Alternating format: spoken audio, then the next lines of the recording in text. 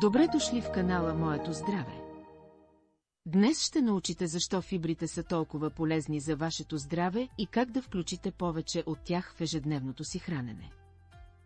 Диетичните фибри, намиращи се главно в плодове, зеленчуци, пълнозърнести храни и бобови растения, вероятно са най-известни със способността си да лекуват запек. Но трябва да знаете, че приемът на храни, богати на диетични фибри, носи и много други ползи за здравето, като намаляване на риска от сърдечни болести и диабет, подобряване на здравето на кожата и по-лесно отслабване. Но какво всъщност представляват диетичните фибри? Те са част от растителните храни, която тялото не може да усвои. За разлика от другите хранителни компоненти, като мазнини, протеини и въглехидрати, които тялото разгражда и усвоява успешно, фибрите не се усвояват. Вместо това, те преминават почти непокътнати през стомаха, тънките черва и дебелото черво и се изхвърлят от тялото, поддържайки чистотата и доброто състояние на храносмилателната система. Спомагат за движението по червата и освобождаването от холестерола и вредните канцерогенни вещества. Като цяло, колкото по-натурална е дадена храна, толкова по-високо е съдържанието на фибри в нея. Консумацията на диетични фибри предоставя следните ползи за вашето здраве. 1. Намаляване на холестерола. Присъствието на фибрите в храносмилателния тракт спомага за намаляване на абсорбцията на холестерол. Разтворимите фибри, съдържащи се в овесените ядки, лененото семе и ябълките, могат да помогнат за понижаване на общите равнища на холестерола. Независими научни проучвания също така показват, че храните с високо съдържание на фибри могат да имат и други ползи за здравето на сърцето, като например намаляване на кръвното налягане и възпалението в тялото.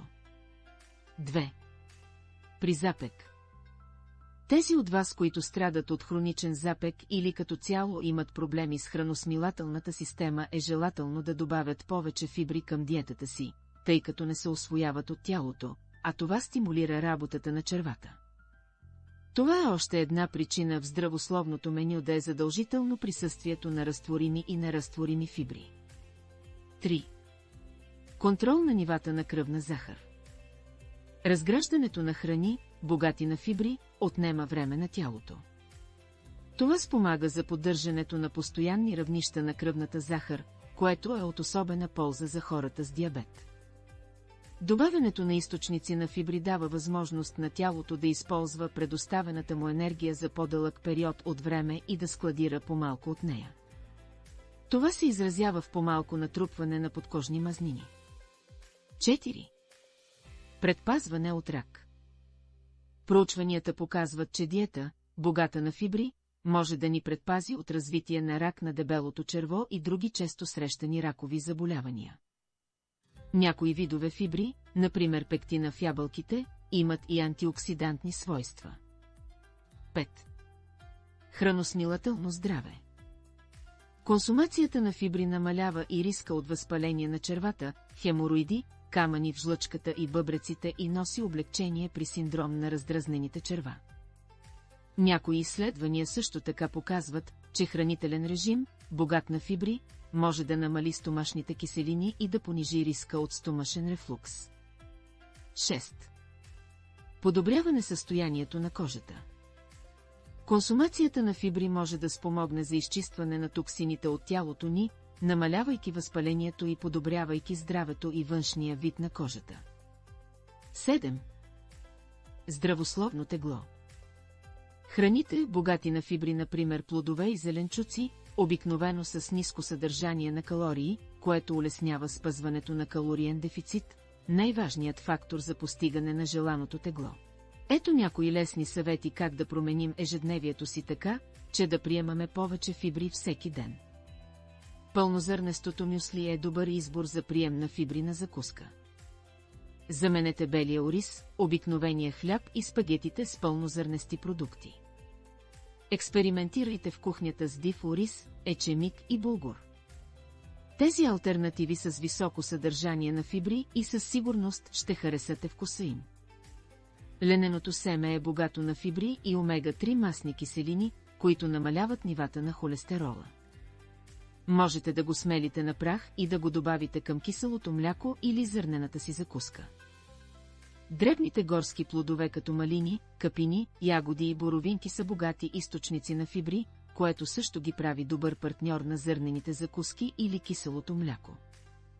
Можете да ги включите, например, и в свежа плодова салата.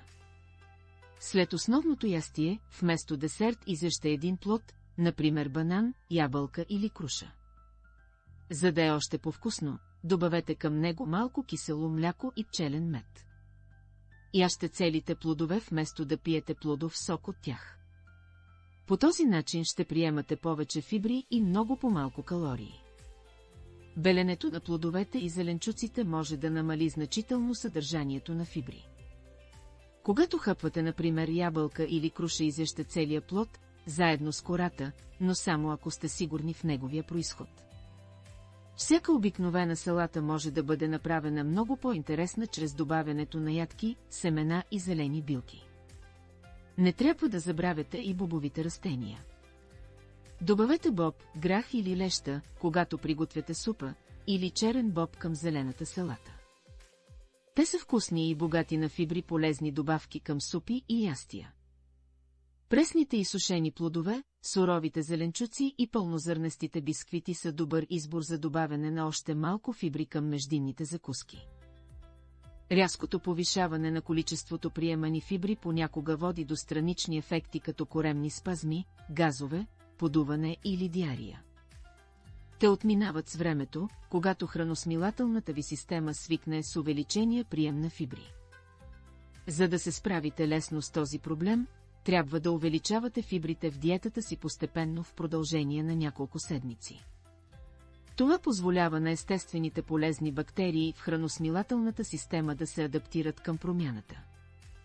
Пийте и повече вода, фибрите абсорбират водата и колкото повече фибри приемате, толкова повече течности трябва да консумирате. Разнообразното меню, богато на растителни храни, е най-лесният и приятен начин да сте сигурни, че си набавяте препоръчителното количество здравословни фибри. Бързата улична храна като пици, банички, дюнери е евтина и удобна, но намирането на здравословна вариация с достатъчно фибри може да бъде истинско предизвикателство за вас. Уличната храна е висококалорична, с високо съдържание на сол, вредни трансмазнини и никакво съдържание на фибри, затова не ви препоръчваме да я консумирате често. Успях ли да ви убедя колко е важно да приемате достатъчно фибри и колко лесно е да го правите? Споделете с нас кои са вашите трикове, за да добавите полезни диетични фибри в менюто си. Ако видеото ви е харесало, дайте му палец нагоре. Абонирайте се за канала, за да не пропуснете следващото ни полезно видео.